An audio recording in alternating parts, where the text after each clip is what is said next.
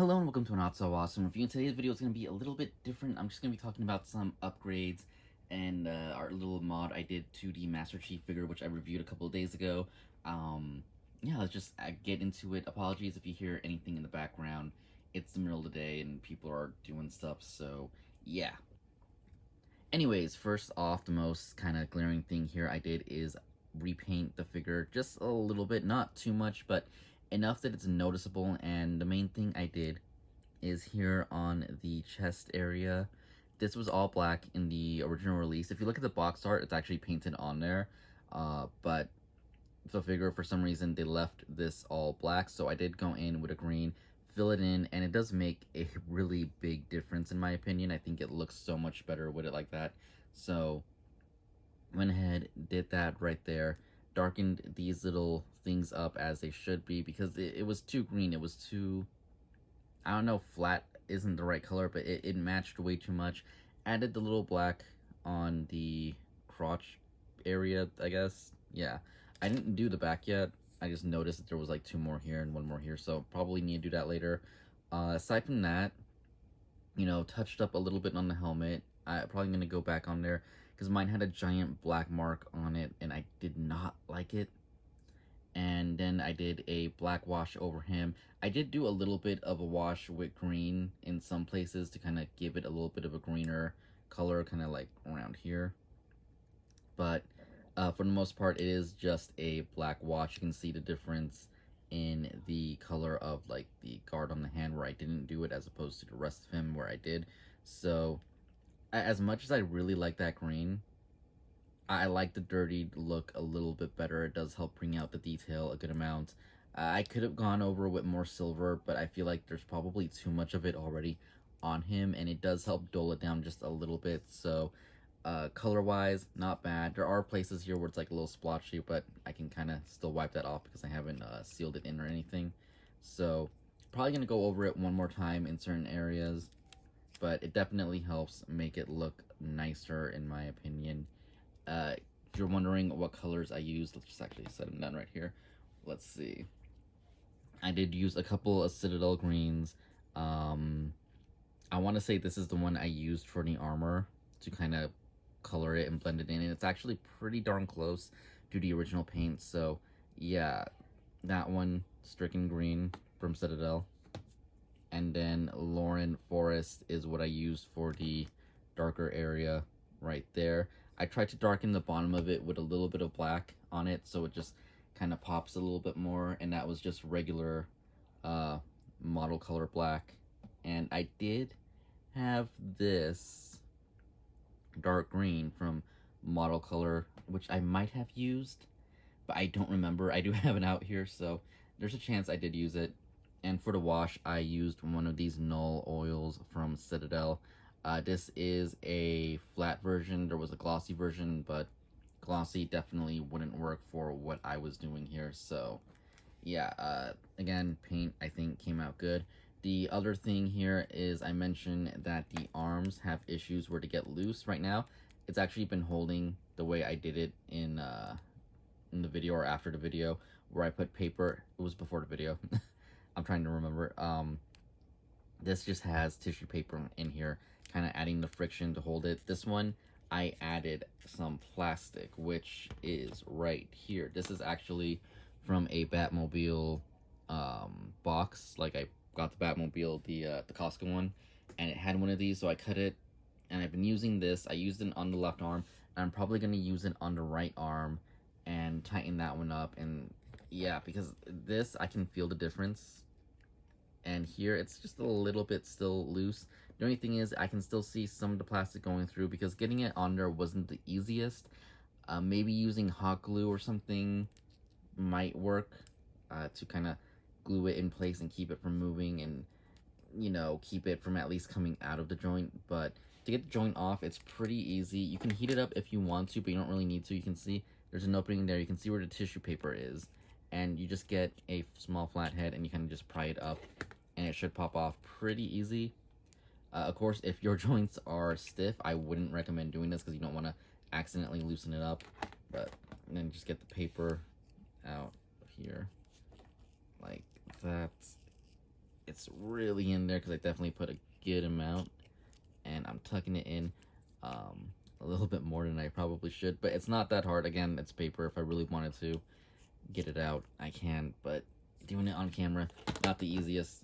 I'll figure that part out in a bit. But for the arm, what I did is I got the paper, or this rubber thing I should say, got it here, and then just wrapped it around a good number of times like that.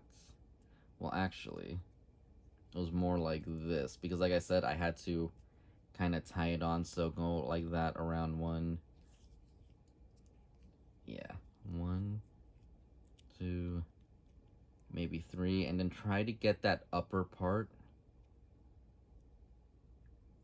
right there, and then tie it on tight, and use some like side cutters or something to cut the excess off once it's inside the joint. I would do this right now, but it's gonna take me some time, and I do want to just show one more thing I did here, which, yeah, it's still holding pretty good. I mean, it's wanting to pop off, but it's still holding pretty good. So the next mod I did here was I did try to shave down the front joint so that he could, you know, kind of lean forward a bit more.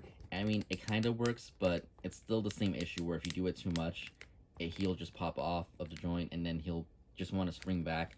I think part of it is the armor in the front, so it might work better with some other figures. I don't know, but the only other one I have here so far is Kat, and she's, yeah, so it's not really worth testing on her because, you know, I don't want to make that any worse. But what I did end up doing here is in the back, I shaved down these sides, and actually, let me just pop that off.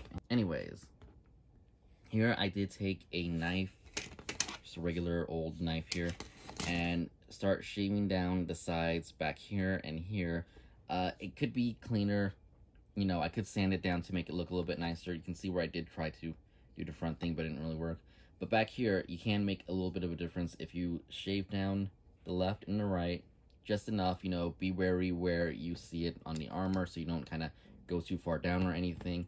Shave it down, give it a little concave going on either side, and then shave this a little bit at an angle and make it a little bit more flat.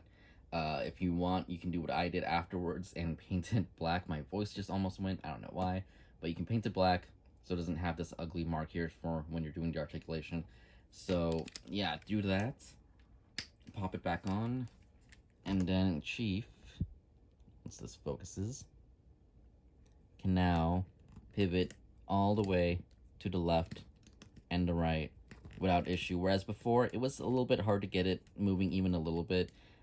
Maybe that would have been the most you could do, but now you can definitely get him all the way to the left and to the right, which works really good because we no longer have that plastic kind of blocking it. So it gives him a little bit more range of motion. He can lean sideways just a bit more.